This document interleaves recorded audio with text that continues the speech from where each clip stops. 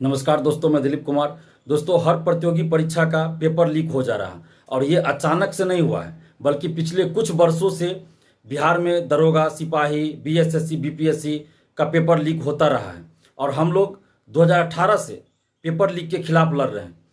लेकिन सरकार के द्वारा कठोर कार्रवाई नहीं किए जाने के कारण आज कहीं भी पेपर लीक होता है तो उसका कनेक्शन बिहार से जुड़ जाता है, क्योंकि बिहार में शिक्षा माफियाओं को राजनीतिक संरक्षण प्राप्त है।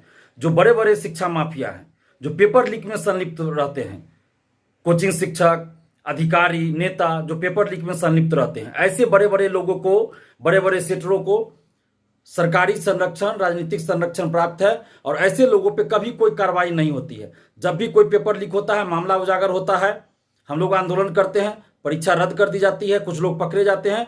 जो छोटे मोटे सेटर होते हैं उन लोगों को पकड़ लिया जाता है, कुछ और उससे जो बड़े हैं वो पकड़े जाते हैं तो 2 महीना 3 महीना में छूट जाते हैं, उसके बाद कोई कार्रवाई नहीं होती है। लेकिन जो बड़े बड़े सेटर हैं, जो मास्टरमाइंड होता है और उसके ऊपर जो होता है, जो आईएएस आईपीएस अधिकारी, जो बड़े बड़े कोचिंग शिक्षक, जो नेता इस पेपर लीक में संलिप्त रहते हैं, उन लोगों पे आज तक कोई कार्रवाई नहीं हुई।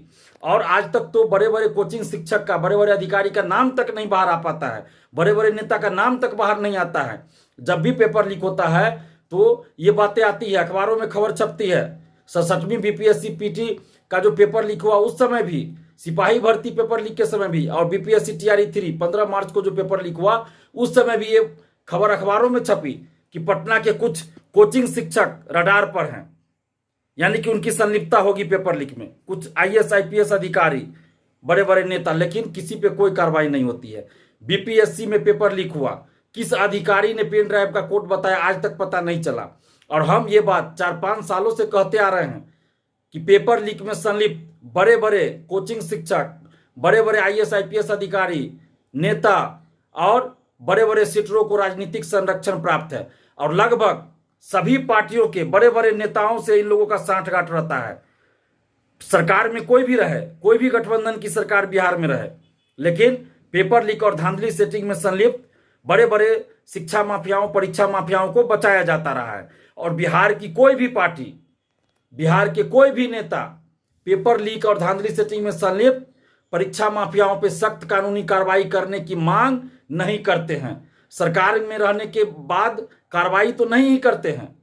जो लोग सरकार में रहते हैं वो भी बड़े बड़े परीक्षा माफियाओं पे कोई कार्रवाई नहीं करते हैं, लेकिन जो विपक्ष में रहते हैं वो भी पेपर लीक, धांधली सेटिंग में संलिप्त बड़े बड़े शिक्षा माफियाओं, परीक्षा माफियाओं पे कार्रवाई करने की मांग भी नहीं करते हैं। और आज आप देखिए कि नीट पेपर लीक में जो बिहार से तार जुड़ा, बिहार से कनेक्शन जुड़ा, हम 5 मई से चिल्ला चिल्ला कर कह रहे थे कि पेपर लीक है, पेपर लीक है, परीक्षा रद्द होनी चाहिए। आज देश भर की सारी मीडिया नीट पेपर लीक पे चर्चा कर रही है और इसका भी तार बिहार से जुड़ा हुआ है। और इस पेपर लीक पे अब राजनीतिक बयानबाजी चल रही है बिहार में। जो बिहार के उप मुख्यमंत्री हैं विजय सिन्हा जी, वो कह रहे हैं कि तेजस्वी यादव जी के पीए प्रीतम कुमार का नाम आ रहा है कि उनके रिलेटिव है सिकंदर यादवेंदु जो इस नीट पेपर लीक का मास्टरमाइंड है। उसके बारे में विजय सिन्हा जी कह रहे हैं कि प्रीतम का रिश्तेदार है। और प्रीतम कौन है? तेजस्वी यादव जी के पीए हैं। मैं कई वर्षों से ये बात कहता आ रहा हूं कि बिहार में, हालांकि ये जो विजय सिन्हा जी कह रहे हैं इसमें कितनी सच्चाई है नहीं है इसकी जांच होनी चाहिए। ये जांच होनी चाहिए, जो भी बात हो सच्चाई सामने आनी चाहिए। एक सिकंदर यादवेंदु का फोटो सम्राट चौधरी जी के साथ वायरल हो रहा है, लेकिन उस पर विजय सिन्हा जी कुछ नहीं बोल रहे हैं, यानी कि राजनीतिक बयानबाजी हो रही है। बीजेपी वाले आरजेडी पर आरोप लगा रहे हैं, आरजेडी वाले बीजेपी वाले पे आरोप लगा रहे हैं। लेकिन पेपर लीक पे कार्रवाई कौन करेगा? विजय सिन्हा जी अभी सरकार में है तो उनको तो कार्रवाई करनी चाहिए। अगर तेजस्वी यादव जी के पीए प्रीतम इसमें शामिल है तो उस पर कार्रवाई कीजिए। आप बोल क्या रहे हैं? कार्रवाई कीजिए ना। कार्रवाई करने का अधिकार किसको है? सरकार को होता है। तो अगर जो भी दोषी हो, अगर तेजस्वी यादव जी भी संलिप्त है तो उस पर भी कार्रवाई होनी चाहिए। कार्रवाई कीजिए। आप मीडिया में आके सिर्फ बोल रहे हैं। आप सरकार में है, उप मुख्यमंत्री हैं विजय सिन्हा जी, तो आप कार्रवाई कीजिए, चाहे जो भी हो।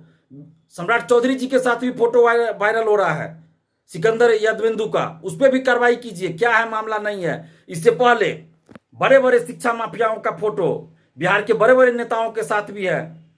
शक्ति सिंह जो बीपीएससी 67वीं पीटी पेपर लीक का मास्टरमाइंड बताया गया था, उसका फोटो अशोक चौधरी के साथ है, उपेंद्र कुशवाहा के साथ है। विशाल चौरसिया जो बीपीएससी टीआरई 3 पेपर लीक का मास्टरमाइंड बताया गया जिसको, उसका फोटो विजय चौधरी जी के साथ है। विजय चौधरी जी जो जदयू के नेता है उसके साथ है।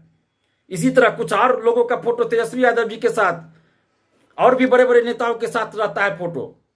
तो इसकी जांच होनी चाहिए कि क्या ये लोग संरक्षण दे रहे हैं शिक्षा माफियाओं को, या इन लोगों को पता नहीं है कि जिनके साथ इन लोगों का फोटो है वो इस सब मामले में संलिप्त रहते हैं।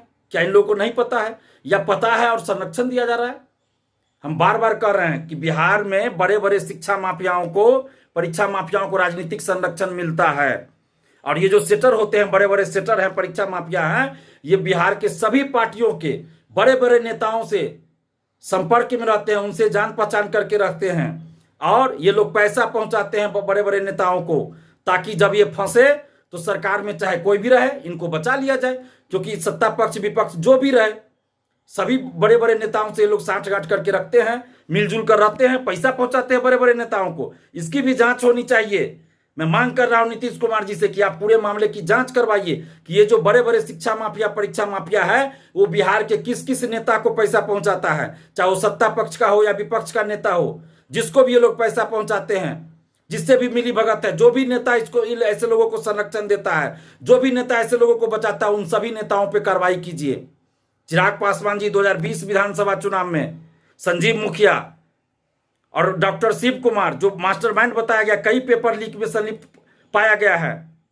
डॉक्टर शिव कुमार की मम्मी को, उसकी मां को, यानी संजीव मुखिया की पत्नी को विधानसभा में टिकट दिए थे हरनौत से। रंजीत डॉन जो पेपर लीक का मास्टरमाइंड कई वर्षों से रहा, कई बार पकड़ा गया, उसको 2020 विधानसभा में टिकट चिराग पासवान जी ने दिया। तो इस तरह से जब राजनीतिक संरक्षण प्राप्त होगा तो कैसे पेपर लीक रुकेगा? जीतन राम मांझी जी जब मुख्यमंत्री थे तो डीएसपी रंजीत जो बीपीएससी 67वीं पेपर लीक मामले में पकड़ा गया था, उसको डीएसपी पद पे ज्वाइन करा दिया, जबकि आर्थिक अपराध इकाई ने उस समय मना किया था कि एसएससी पेपर लीक के मामला में उसका नाम आया था या जो भी हो, तो उस समय ये कहा गया था कि डीएसपी रंजीत रजक को नहीं ज्वाइन करवाइए, लेकिन जीतन राम मांझी ने डीएसपी पद पे ज्वाइन करवा दिया। और तारकिशोर प्रसाद जी जब उप मुख्यमंत्री थे तो डीएसपी रंजीत के पेट्रोल पंप का उद्घाटन करते हैं। तो इस तरह से खेल चल रहा है बिहार में, राजनीतिक संरक्षण मिलता है।